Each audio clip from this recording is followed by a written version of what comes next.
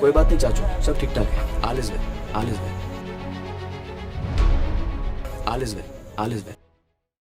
All is well म्हणत पिक्चरच्या सेटवर हसणं खूप सोपं असतं, पण खऱ्या आयुष्यात जेव्हा देशाच्या पोरांवर संकट येतं तेव्हा त्याच जनतेच्या बाजूने उभं राहायला काळीज लागतं. सोनम वांगचुक विद्यार्थ्यांच्या प्रश्नांसाठी पेपर फुटीच्या विरोधात आणि सुस्तावलेल्या शिक्षण व्यवस्थेच्या विरोधात सोनम वांगचुक हे 19 दिवसांपासून उपाशी बसलेत. मात्र लाखो पोराबाळांच्या भविष्यासाठी जेव्हा लडाखचा एक हिरा दिल्लीच्या जंतर मंतरवर स्वतःच्या प्राणाची पर्वा करत नाही, तेव्हा हे आपले पडद्यावरचे तथाकथित हिरो कुठल्या वेळात जाऊन लपलेत, हा प्रश्न आता उभा राहिलाय. आपण ज्यांना पडद्यावर देव मानलं, ज्यांच्या ऍक्शनला बघून शिट्ट्या मारल्या, टाळ्या वाजवल्या, त्यांना आयडॉल मानलं, तेच लोक आज खऱ्या आयुष्यात इतके स्वार्थी असतील असं कोणालाही वाटलं नव्हतं. ज्या माणसानं लडाखच्या वाळवंटात पाण्याचे बर्फाचे स्तूप उभे केले, ज्यानं तिथल्या हजारो पोरांना शिक्षणाची नवी वाट दाखवली, ते सोनम वांगचुक आज दिल्लीच्या कडकडत्या उन्हात आणि धूळ मातीत 19 दिवस झाले उपाशी पोटी बसलेत. त्या माणसाचं वजन 9 किलोनं घटलंय, रक्तदाब खालावलाय, डॉक्टरांनी इशारा दिलाय की शरीराचे एक एक अवयव काम करणं बंद करतील, पण तरीही त्या 59 वर्षांच्या त्या माणसाचा कणा ताट आहे. देशाच्या खिळखिळा झालेल्या शिक्षण व्यवस्थेला सुधारण्यासाठी ते तरुण पोरांच्या साथीनं तिथं लढतायत. आणि आपण ज्यांना हिरो मानतो ते बॉलिवूडचे बडे बडे स्टार आणि करोडो रुपये कमवणारे आपले क्रिकेटचे देव मात्र एसी रूम मध्ये बसून ब्रँडच्या जाहिरातीचे आकडे मोजतायत. 3 इडियट्स मध्ये रॅन्चोचं कॅरेक्टर आमिर खाननं केलं. देशानं त्याला डोक्यावर घेतलं, पोरांनी रॅन्चोला आपला आदर्श मानला.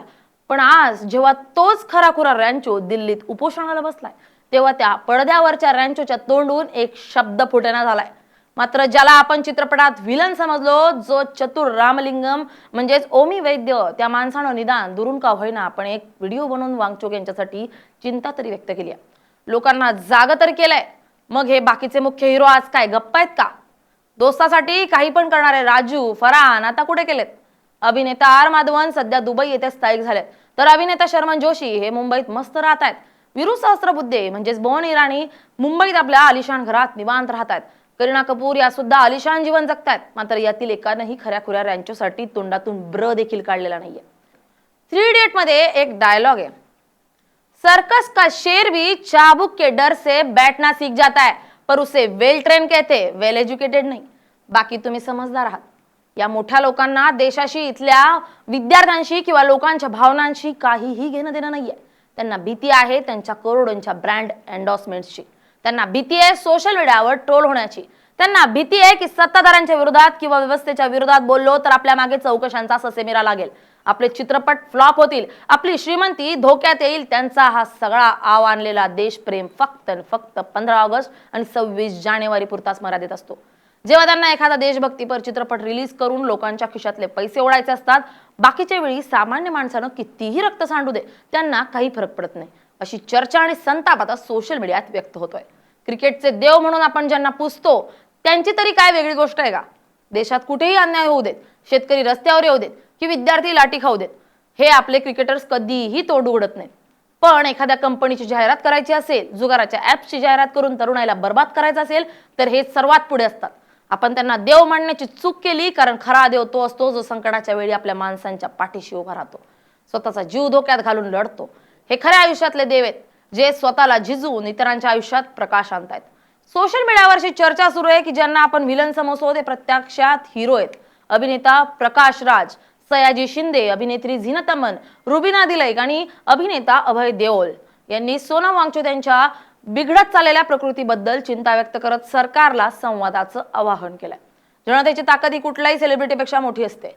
जरी बॉलिवूड आणि क्रिकेटचे हे मोठे चेहरे गप्प असले तरी देशातला सामान्य माणूस, कष्टाळू शेतकरी, प्रामाणिक विद्यार्थी आणि प्रकाश राज, सयाजी शिंदे, अतुल कुलकर्णी यांच्यासारखे मातीशी जोडलेले मराठी कलाकार या आज सोनम वांगचुक यांच्या पाठीशी उभे राहत आहेत.